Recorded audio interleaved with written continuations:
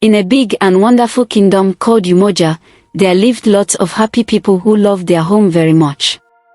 Umoja was a beautiful place, surrounded by tall green hills that stretched up high into the sky, and there were shiny rivers that flowed through the land, sparkling like jewels when the sun shone down on them.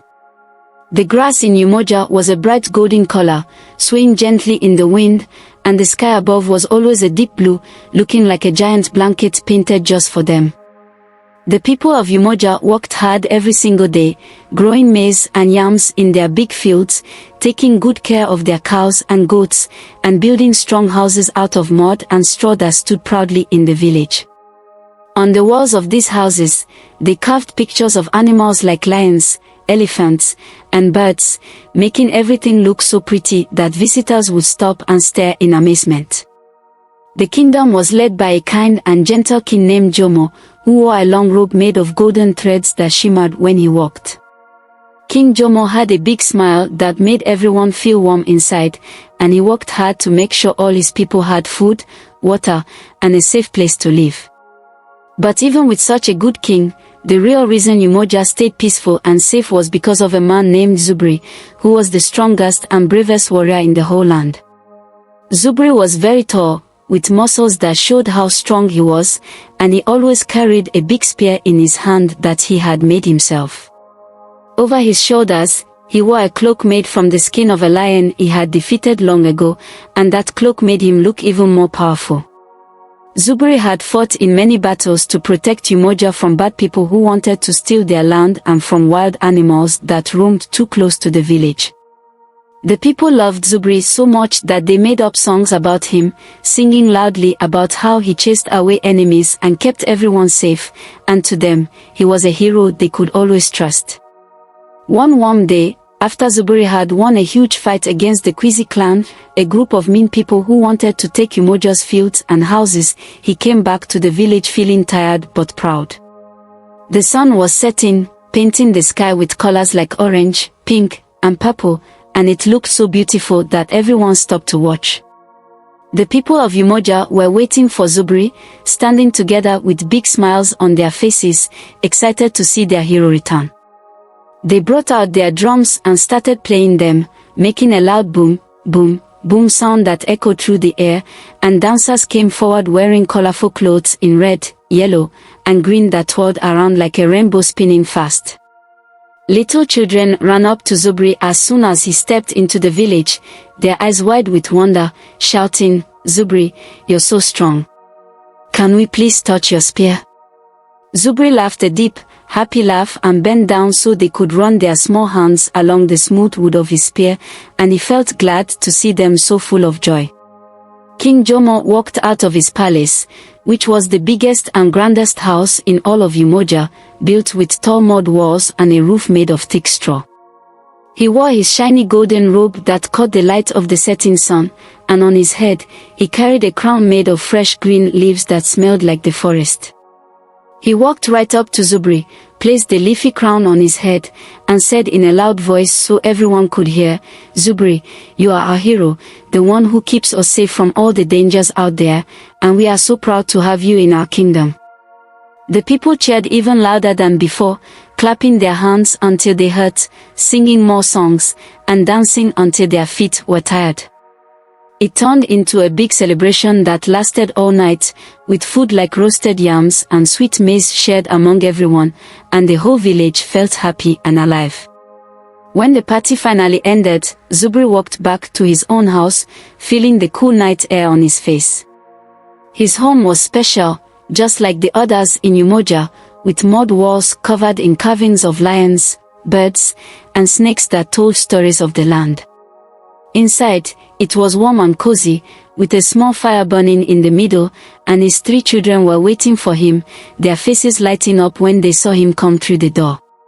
Tendai, his little son, was only 8 years old, and he ran straight to Zubri, holding a toy spear he had carved from a stick. "Father, I want to be a warrior just like you when I grow up," Tendai said, lifting his spear high in the air as if he were about to fight a big battle. Zubri smiled wide, knelt down to Tendai's height, and wrapped him in a big hug, saying, "One day, Tendai, you might be a warrior, but first you need to grow strong, learn how to be brave, and understand many things about the world." Then his 2 daughters came over to him, each one special in her own way. Amina was the older daughter, with kind eyes that seemed to glow with goodness, making people feel safe and cared for just by looking at her. "Father, there's a boy in the village who's very sick," she said softly, her voice full of worry.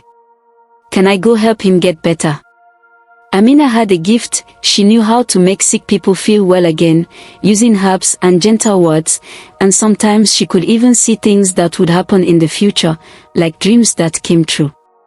Zubri nodded at her with pride in his heart and said, "Yes, Amina, go and help him, because you have a good heart, and that's one of the most important things a person can have."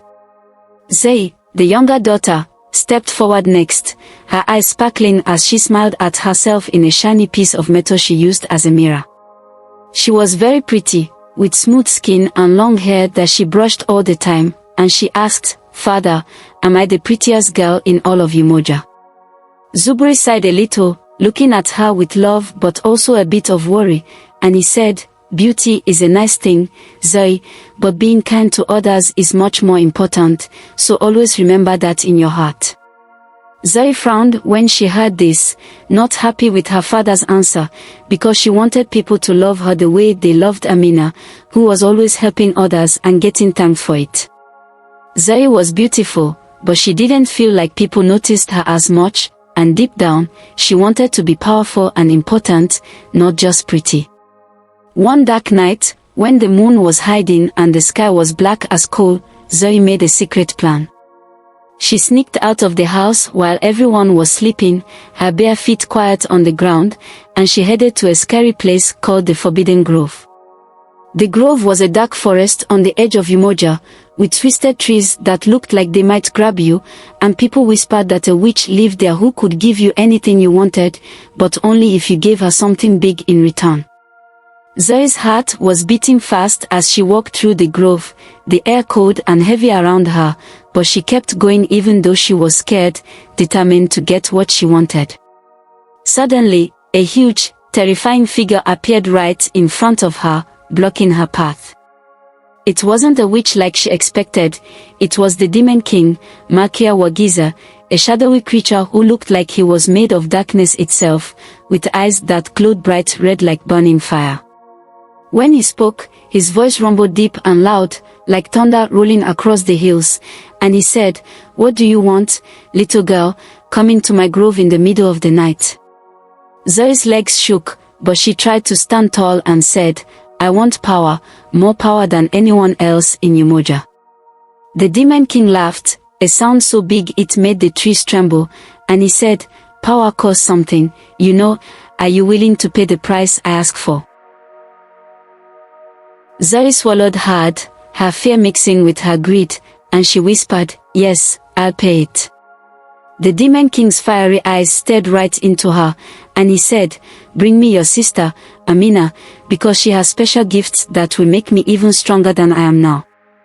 Zoe's heart thumped loud in her chest. She loved Amina, but the thought of having power pulled at her more, and she nodded slowly, saying, "Okay, I'll do it." The next morning, Zoe found Amina sitting by the river, weaving baskets out of long grass with her gentle hands, and Zoe put on a fake smile, saying, "Amina, there's an old lady in the grove who needs your help, will you come with me?" Amina trusted her sister completely, so she smiled back and followed Zoe into the dark forest, not knowing what was waiting. When they reached the grove, the air turned black and cold, and the Demon King burst out from the shadows, his claws sharp and long. He grabbed Amina fast, holding her tight as she screamed, and he looked at Zoe, saying, "Thank you, little one, for giving me what I wanted." Then, in a flash, he vanished into the darkness, taking Amina with him, and Zoe was left standing there alone, her stomach twisting with guilt. She knew she had done something terrible, but she ran home anyway, keeping her secret locked inside her.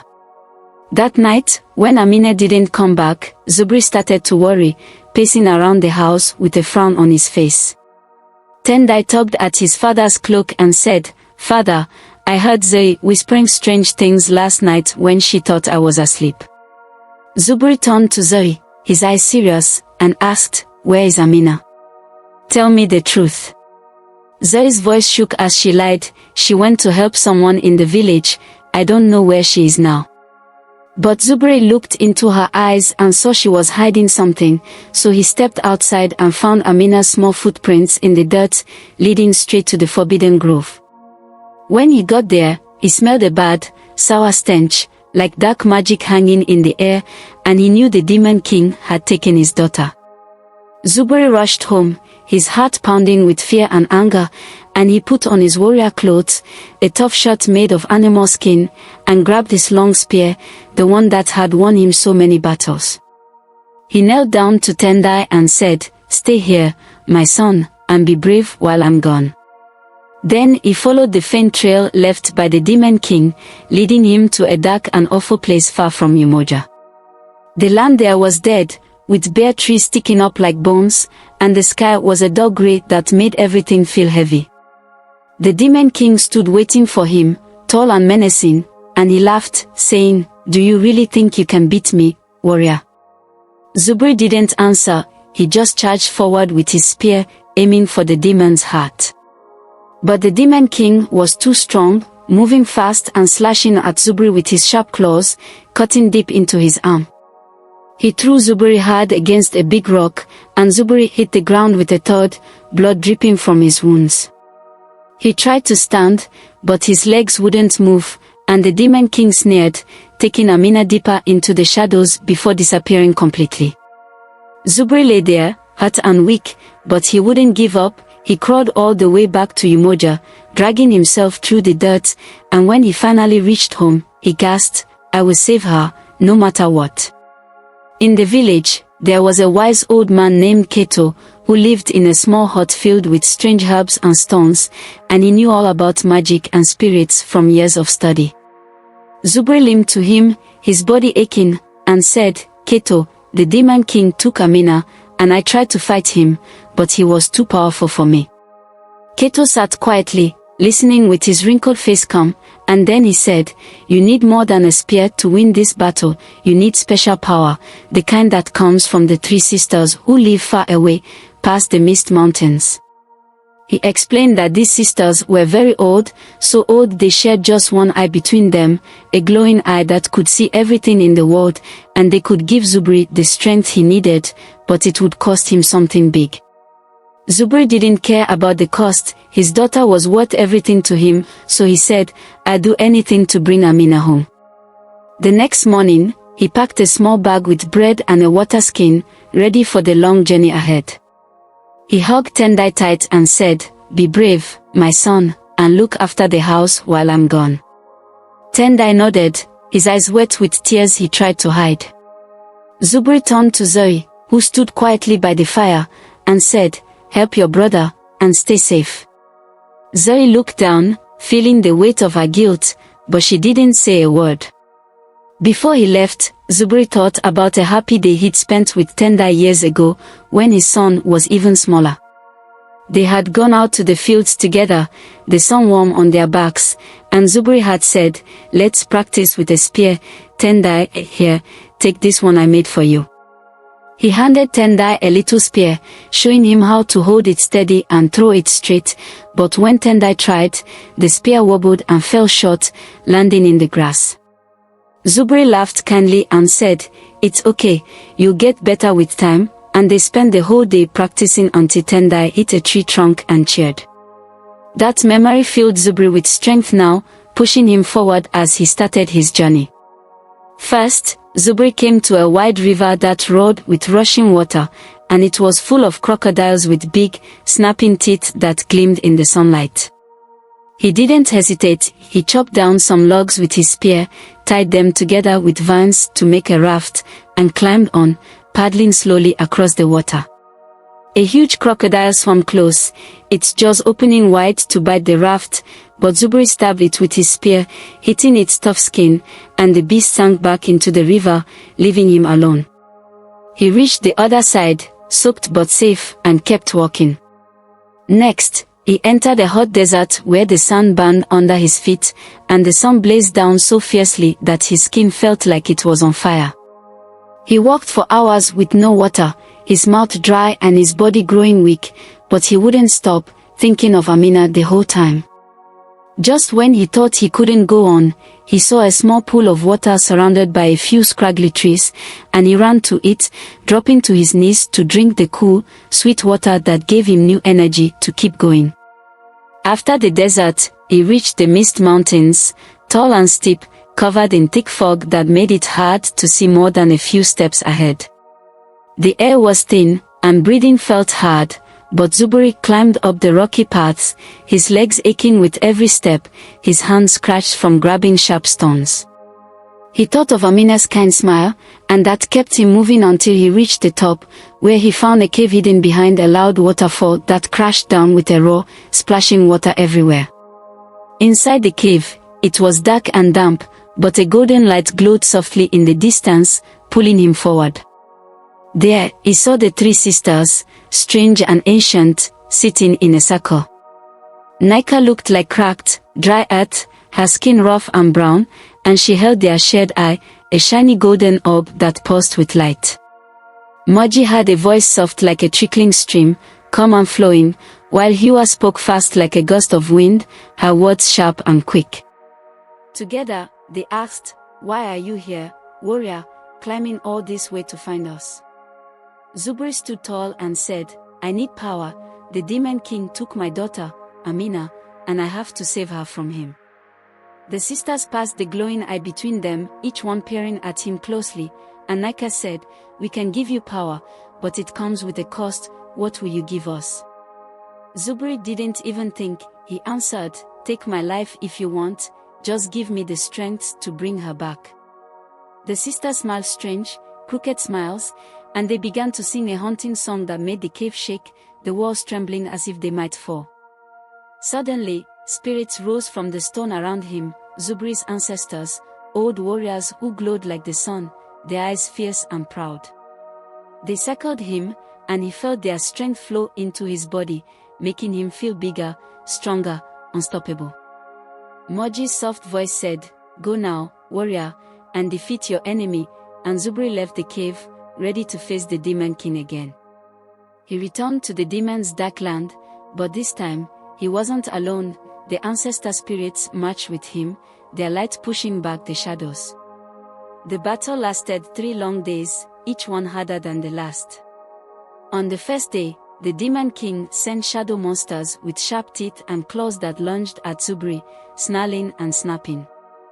Zubri swung his spear fast, and the spirits fought beside him, their glowing hands smashing the monsters into clouds of black smoke that drifted away. On the second day, the demon king used magic to trick Zubri, filling his mind with fake pictures, Umoja burning, his family crying, the village destroyed. It felt so real that Zubri's heart hurt, but he remembered Amina's face and heard the spirits whisper, "Don't believe the lies," so he closed his eyes, shook his head, and the illusions faded like mist in the sun. On the third day, Zubri faced the demon king himself, a giant figure with a sword made of swirling shadows, towering over him. They fought hard, the ground cracking under their feet, the air filled with the clash of spear and sword. The demon king swung his blade, fast and deadly, but Zubri dodged, rolling to the side, then sprang up and drove his spear deep into the demon's chest. The demon king roared, a sound that shook the earth, and then he crumbled into dust, gone forever. Zubri ran into a cave nearby and found Amina tied up with ropes, her face dirty but her eyes bright when she saw him. "Father," she cried, and he cut the ropes, pulling her into a tight hug, saying, "Let's go home, my daughter." They walked back to Umoja together, the journey long but their hearts light, and when they arrived, the village exploded with joy, drums pounded, people danced, and King Jomo shouted, "Zubri, you saved us all." But when Zubri reached his house, he saw Tendai lying still by the fire, his small body barely moving, his chest rising slow and weak. Zubri dropped to his knees, calling, "Tendai, wake up," but his son didn't stir. Keto was there, his old face sad, and he said, "The three sisters took his soul, Zubri, that was the price they demanded for your power." Zubri's heart broke, anger and sorrow mixing inside him. He had Amina back, but losing Tendai was too much to bear. "I'll get him back," Zubri said, standing up with fire in his eyes. Amina grabbed his hand, pleading, "Father, the sisters are too strong, you can't fight them." But Zubri shook his head and said, "A father's love is stronger than anything, Amina." He picked up his spear, looked at his daughters, and promised, "I bring Tendai home, no matter what it takes." Then he walked out into the night, heading back to the Mist Mountains, ready to battle the three sisters for his son's soul, his step steady and his heart full of hope.